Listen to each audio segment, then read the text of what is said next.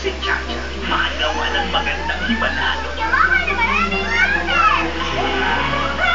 With a little help from Master Sabi niya, she'll transform into a powerful prinsesa. Kasama ang dalawang admirers niya. Ang adventures nila ay ibang klase talaga.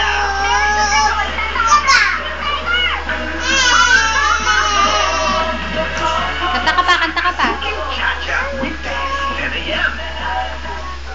Matanong ko lang. Bakit ka gumamit ng butter? Ang sabi po kasi sa akin ni Lolo, pagkatapos ng digmaan, walang masyadong gatas ng baka sa Japan. Kaya gatas ng kambing ang kalimitan ginagamit. Dahil Lolo, hindi nagkaroon ng allergic reaction sa gatas sina Lolo at ang iba pa. Kanta ka pa. Ganun ba? Totoong walang Sige pa, alpha sige S1 pa. casein content ang gatas ng kambing na siyang pangunahing pinagmumulan ng allergic reaction sa gatas ng baka. Ang alam ko, pareho sila ng composition ng human breast milk. Yung pala ang dahilan kung bakit gatas ng kambing ang ginamit ni Kazuma. Yosuke, Huh? ano yung tinapay niya?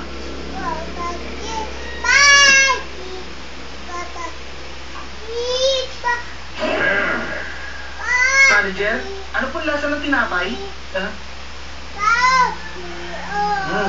Gatas ng kambing, ha?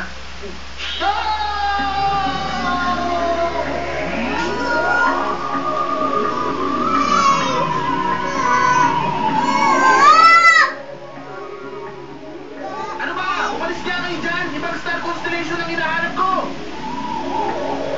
Kanta ka pa.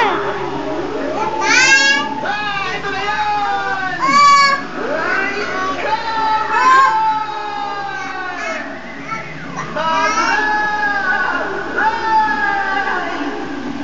Maniwala kayo! Ito'y talaga!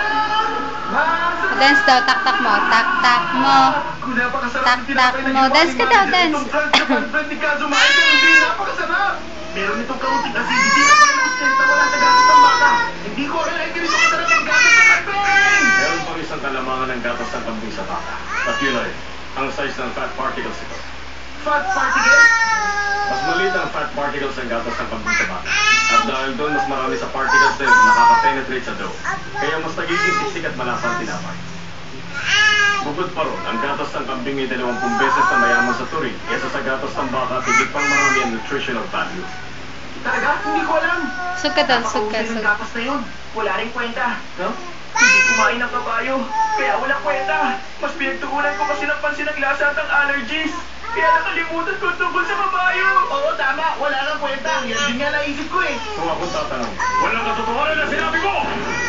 Totoo, nagbigay ako ng criteria tungkol sa masarap na tinapay. Pero lumampas ay inaasahan kung ginawa mo, Kazuma. Ito ay napakasarap na tinapay. Kung ang layunin mo ay mas maraming tao makakain sa masarap mong tinapay, hindi na mahalagang makain man ito ng kabayo o hindi. May nadiskubre kang 100 na ibang-iba sa naisip ko at kasalukuyang ginagamit. Kumbaga, nasa frontier ka na. Frontier po? Oo, alam ko. Walang dutang magaling din ang ginawa ni Kazuma.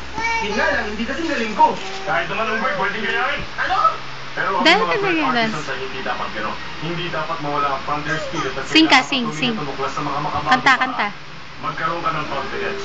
Pagkatapos huwag kang matatakot sumulong. Kung maniniwala ka sa sarili mo at patuloy na susulong, sigurado na balang araw matatagpuan mo ulit ang ideal bread mo! Ang bread ko.